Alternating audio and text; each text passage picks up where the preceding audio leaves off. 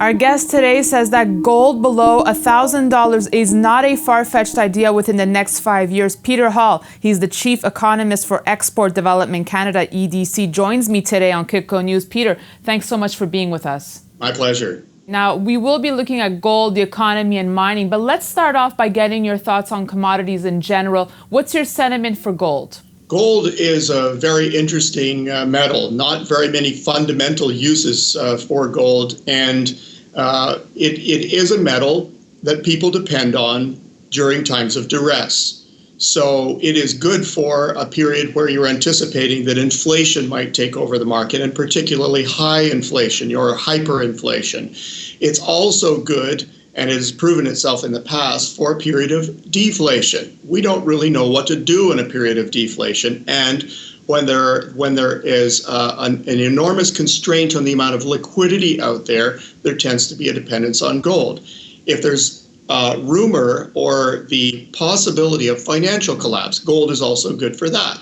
If there's a possibility of fiscal collapse, one that's more broadly based, like we're dealing with at the moment, then gold is good. There's been more dependency on gold as a medium of exchange or as an insurance policy in the event that our mediums of exchange collapse.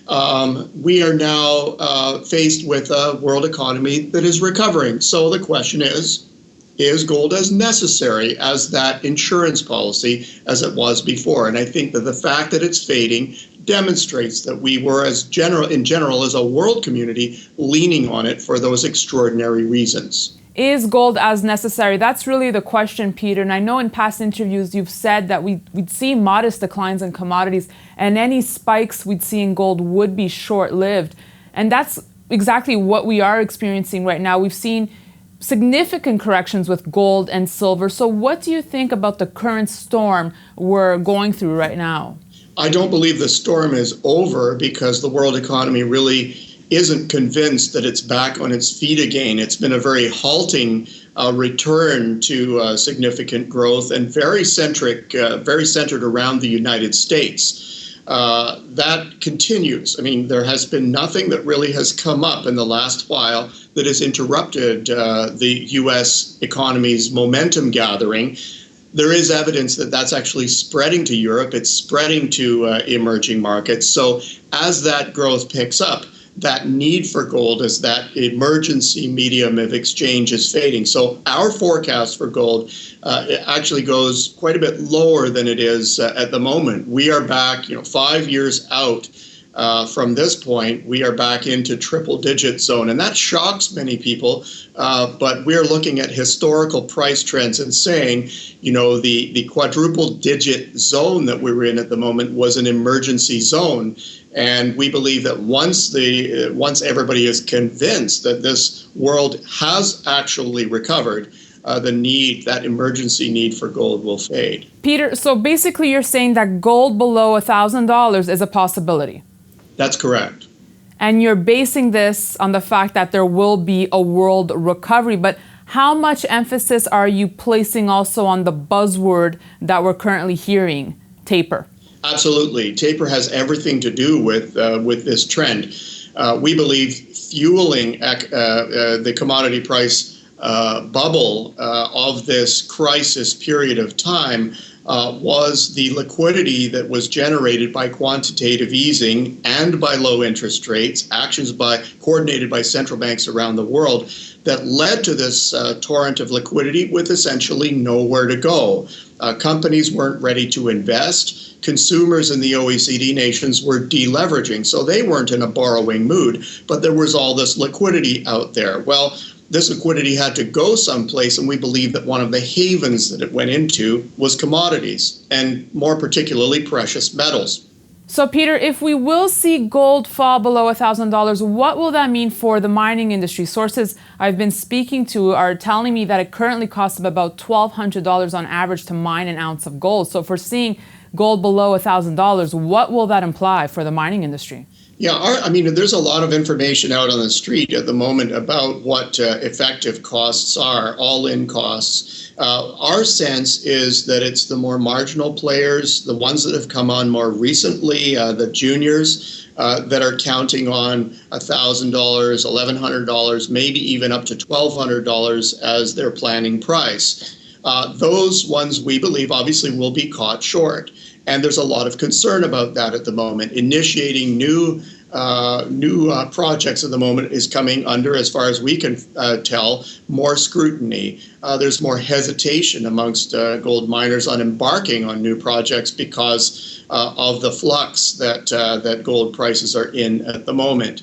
I'm sure that financiers are also looking at this and saying, "Wow, well, with gold prices in free fall for periods of time in recent months." We're a little more skittish as well about embarking on these new projects until we see where these prices are actually going to land. So, Peter, if we will be seeing less production of gold, will we not return to having a bullish case for gold down the line?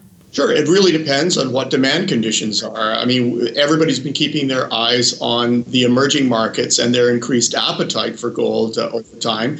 Clearly, the uncertainty that was injected into world financial markets in late 2008 and even before that has made reserve managers a little bit more concerned about their allocations, their asset allocations.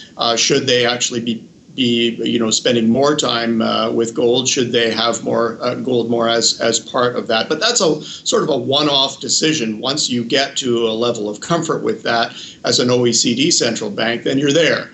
The question is, to what extent will these emerging markets and their continued appetite for gold continue to fuel the market? So, it really does depend on what those demand drivers are.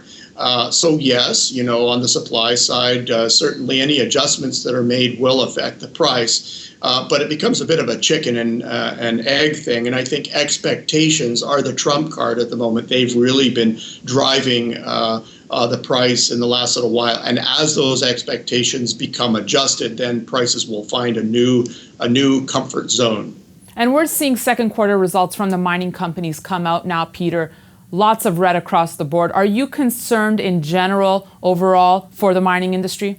Well, clearly those are numbers that are being adjusted based on the expectations as well, and the guidance that was given inside of those companies. And so clearly, when we see significant movements in prices, as we've seen over the last little while, then everybody is going to be adjusting to those. However, in our experience, in general, those who are less at the margin of the industry have far more conservative plans as they're going forward. And so the adjustments that they need to make, even in a time of volatility, aren't nearly as significant as those marginal players. So that's where we sense most of the noise is inside of the market. Large players may take a wait-and-see view, but they, like everybody else, aren't really sure where these prices are going to land and want to be careful that they're making prudent plans.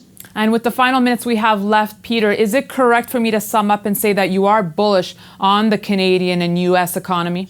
Yes. I mean, I'm realistically bullish, I would say.